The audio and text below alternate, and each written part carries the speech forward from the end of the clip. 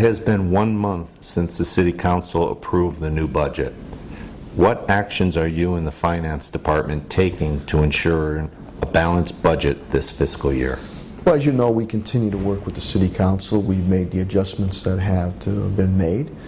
My CAFO, Lee Erdman, continues to meet with the council to discuss open questions pertaining to the stabilization fund and also how we can continue to keep core services that were cut on the council cuts to city residents and businesses. So we continue to work together. Obviously, we know we do our monthly updates with the City Council, and we also do the quarterly reports, keeping you updated. We're also monitoring very closely department spending, which we do normally on that, so we get a good mapping of where we're going.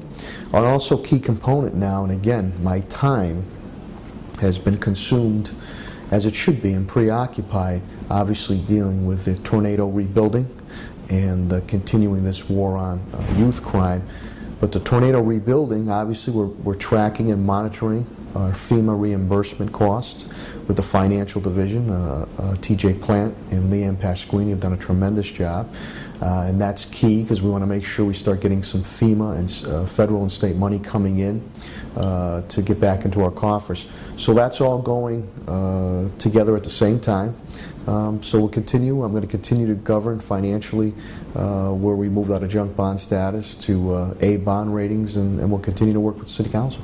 Thank you. The Rebuild Springfield Citizen Advisory Committee is launching a listening tour, as you know, in various neighborhoods to help create a master plan for Springfield's future.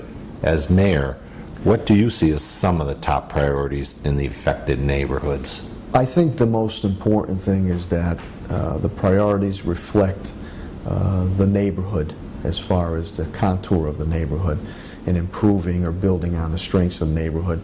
I formed this advisory group, which is really grassroots. Many people who live in the affected areas, whether residents and or business members, and I think that's key. Also, we need to highlight the anchor institutions of the area, whether they're educational or community-oriented, and continue, because they're a big part of making those neighborhoods function.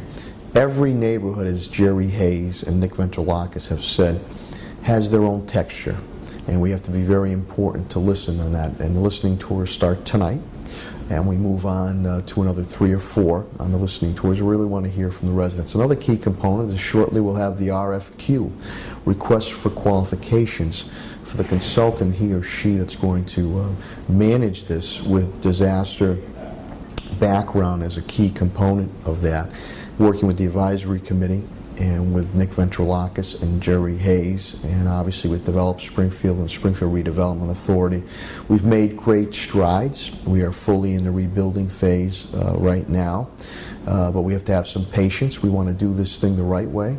As you know, in New Orleans, I believe they went through 3 plans, and the first 2 failed because there was not input in working together with the neighborhoods, and they spent millions and millions of dollars on that. So we've done our research, and I think the key word here again has been the resiliency of the people of Springfield, and we're going to use that because there's going to be ebbs and flows here as we move forward. But I'm very proud of everybody that's been involved in this response, and we look forward to working with professionals. We also look forward, again, this listening tour with the advisory board, to hear the residents, those neighborhood areas. They have special and distinct qualities in those neighborhoods. So we want to be sure that we reflect that in the priorities of rebuilding those neighborhoods, and make sure, again, that we are able to help strengthen and sustain the anchor institutions in those areas, whether educational, community, or business also. So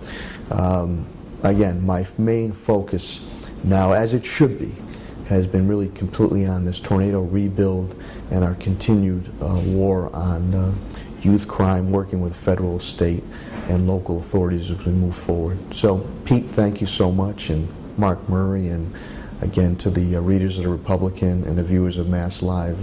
Go out and have a great day, and God bless.